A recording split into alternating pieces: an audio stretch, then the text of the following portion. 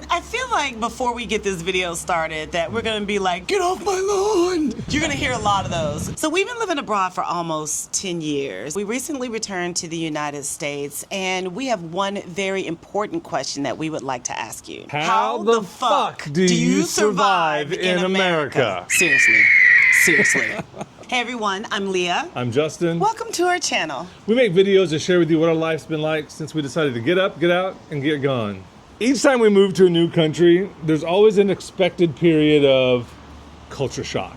Coming back to the States, I did not expect us to have culture shock the way we've had culture shock. I did. Today we're going to talk about what we see as uniquely American issues that make it so difficult to survive in the United States. Cost of living, quality of life in America, the rising costs of having fun, the social and the moral tax. And you're gonna wanna stick around for point number 5 because that's gonna give a little insight to how we use our expat mentality to actually survive in the States. So we're gonna share with you our strategies. The rental trap. In 2016, all I had to do to get an apartment was pay first and last month's rent. You didn't have a credit check? Never had a credit check. No, people know me. I had a reputation. I was good. People's. What you mean? The cost to get an apartment when we came back was ridiculous. And we just might be out of the loop, but first of all, there's the application fee, which you expect. What I did not expect was now you have to pay an application fee for anyone for both of us who is 16 and over living in the apartment, because no 16-year-old is gonna have a job, or maybe they do.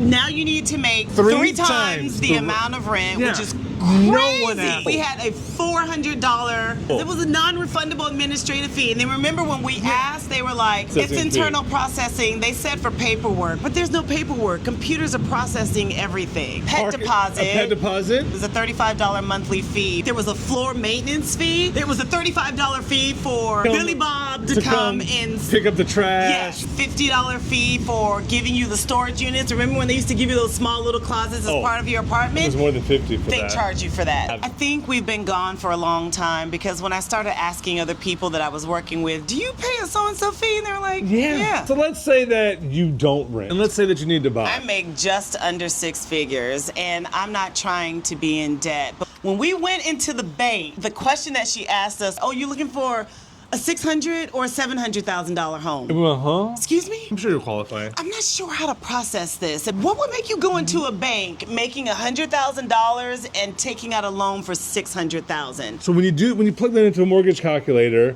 what was it? We should probably look that up. Okay. Let's look that up. There you go. You're already going to be expending over 50% just on housing alone. Doesn't even account for all your housing expenses, your living expenses. Because then there's transportation. And having a car in America, I don't know how you can function in America without a car. We don't have great public transportation infrastructure. We just don't. It sucks. Like, you don't take the bus like I take the bus. You got something to say about that? I believe you. Okay. No, the average person spends about $11,000 to $13,000 for just keeping up a car. That includes, like, I think oil changes and insurance. Insurance and maintenance on your car. Tire rotation. You know about that, tire rotations, don't you? Do I? You should. Why? Because your tires need to be rotated. Do they? I just rotated them when we got back to the States. That's been almost 2 years now. Oh. The average car payment for a new car is $700 and something because that was rent when I left. For a used car, it's about $500 and something a month. Another expense that we don't have to worry about is childcare. But I didn't realize how expensive it was until I looked into it. You're spending upwards of like 18% of your take-home pay on childcare. But that's national average, right? That's a national average. And here in the Seattle area, it's like 19%. 1/5 of your check. Fudge. Welcome to parenthood. Leave them off at you can't drop kids off at grandma's anymore like you used to either, can you? Grandma's not babysitting no more. They got shit to do. They probably still got to work to afford that $600,000 mortgage. Oh, that's sad. I had a key that I wore around my neck. That was my childcare. Obviously, you don't have to deal with childcare now, but way back in the day, you had to deal with childcare. I'm gonna let y'all know that it was cheaper for me to have an au pair that lived with us 24/7 than it was for childcare. We had an au pair. Is it fancy? No. All we thought about was how much money we were saving on childcare. That's nice that you could do better for your family. Thank you. That's great. That's kind of impressive. Thank you. I appreciate it. Here's another uniquely American expense. food. I do not know why food has to be so expensive. It is often cheaper to buy processed, crappy food than actually eat well. There's a debate. There's a debate. You want to debate on it right now? No. There is a labor and time factor involved if you want to produce high quality food with natural organic ingredients. Problem is, if you're working as hard as you're going to have to be working to pay these other bills, you're not going to have time to do that. So it is cheaper and easier for you to eat crappy processed food. And that's the majority of what we pump out on the shelves in America anyway. Yeah, it is. That's what they want you to eat. That stuff shouldn't be that expensive and be such a low quality. That's just not something we've had to experience for the past 10 years. Justin and I are absolutely positively obsessed with the Mediterranean diet. It was something that was easy for us to keep up with abroad, and coming back, we still have access to really great food, right? We don't need to wait for the seasons to come. However, yeah, that's kind of nice. We spend more on organic food and following the Mediterranean diet than we do on rent. Not only is it expensive, it is also difficult to buy groceries in America. What do you mean? We have food deserts everywhere. In that community where you do outreach, they shut down a Fred Meyer's, and that leaves a large, vast area of the city where they have to travel over, I don't know how many miles to get to I think it's like 10 miles to get to the nearest grocery store. It's crazy. Yet another uniquely American cost that is unnecessarily high, healthcare. I don't even want to talk about this one because I'm going to get angry and I might kick over the camera. It shouldn't be like this. We believe healthcare is a goddamn human right. I have full coverage healthcare, and it has taken me 9 months to find a doctor for health issues that I'm wanting to change. It's still not happening. 9 months. 9 months for me to find. Did I say 9 months? Yeah, you said I 9 months. I said 9 months. You could have had another baby the whole period. We could have had another baby. We could have. So the next point that we want to talk about, the quality of life. I first want to talk about the workforce. I have noticed since being back here that 9 to 5 includes getting up in the morning, dropping the kids off at daycare, commuting in traffic, battling the road rage so that you can have focus to be able to do your job, and then going to your job and then picking the kids up from daycare, coming home, your office is contacting you after work. It's not even a thought that you should be available for any questions. Everything's an emergency. By the way, I'm not speaking about my job, but I am speaking about other people that we know that work here. It's normalized, right? Yeah. I get that it's part of the American culture. I get that. But that's a after problem. you live abroad, I just want to say in Vietnam, we worked, 3.5 hours? Yeah, a day. A day. 5 days a week. Full time. I can't say that every country has a great work-life balance because Taiwanese people work their asses off. I was going to say there is a difference coming into the country with an American passport. Yeah, privileges, I think is what you meant to say. Yeah. Seeing that 60 and 70-hour weeks are considered normal.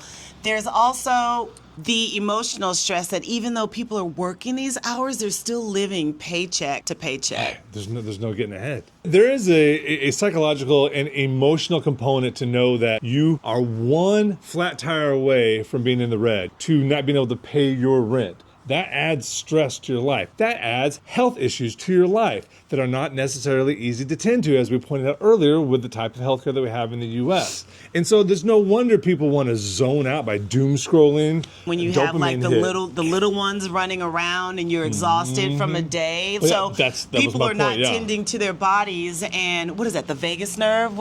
What am I thinking of? You're thinking of being completely dysregulated and having an imbalance. Dysregulated nervous system. That's what I'm talking about. Dysregulated nervous system. Yeah. Yeah. That's not a good thing. We're saying no to that. How many people are functioning on a dysregulated nervous All of system? us. Cortisol sleep is an issue. People don't freaking sleep well. We don't have quality of sleep. All of that is a direct result of the impact of not having a work-life balance. Yeah. It just doesn't exist here. Or it's not a priority because they just don't think that they can make it a priority. Debt is normalized in America. We are taught to just live in debt, and that's okay. Like, that's why you get credit cards shoved down your throat when you're 18 years old. It was very predatory, at least for us. I feel like in our generation, it was incredibly predatory. Most people are not educated on how to properly manage debt. Financial literacy? What's that? Yeah. But the point is, people can afford to meet their daily expenses, and we're just taught that that's normal. And I think that has a toll on your overall mental well-being because Well, I mean, it's another bill that you have to pay with the money that you don't have, that you're continuing to put on the credit card to pay the bill that you have to pay. It's a vicious cycle. something that really pissed me off about coming back to the States. There's a lot of pissed off adjectives that you're using in this video. I know. A lot of 'Cause negative. I don't, is the enshittification of all things.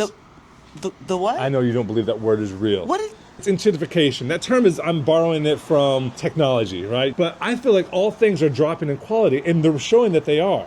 Something that was once this quality is now lesser quality, but you're paying more for it. Back in my day, to go out to eat was like, what, $10, $11, and now it's like $30 per plate for things that are not worth $30. Yeah, you said that when you went to Bill Miller's barbecue. You called me and was like, this is crap. It's crap! And you were I was upset. so disappointed. Sharing that idea with you, but this is an opportunity for you to come and go, what are you talking about? This is reasonable. That's acceptable. And we'll be like, oh, it's just us and our standards. Could be. I mean, it could We could be. just be really outdated. I feel bad for the people who don't know what good food used to taste like. Like, what are, like, you think your Doritos are good now? Psh, in the 90s.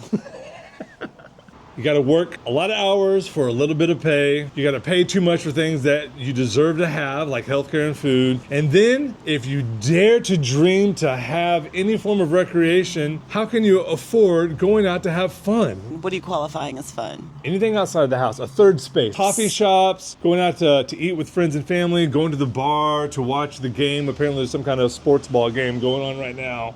I don't know. It's the fucking Super Bowl. I don't give a shit. So some kind of sports ball game going on and going out, I don't know, going to the movies, going to hear music, things that we tried to do when we came back. We wanted to buy tickets for a concert. You end up paying for a third seat through all the fees, on top of expensive parking, on top of the price of gas, on top of eating food that's not worth it when we go out. The last time I think that I went out to the movies back in my day, it was $7.50 a ticket, $5.50 if you did the matinee. Yeah. When you and I went out to the movies, I think secretly I didn't enjoy it because I realized how much we paid. And I was like, fuck this. Point number 4, social and moral tax. There is a tax upon your peace and your peace of mind. We're going to do our best to get through because this is a point of contention. No, you're going to do your best to get through I'm going to do my best to get through this. Look. Hi, Editor Justin here, and I in fact did not do a good job of getting through that.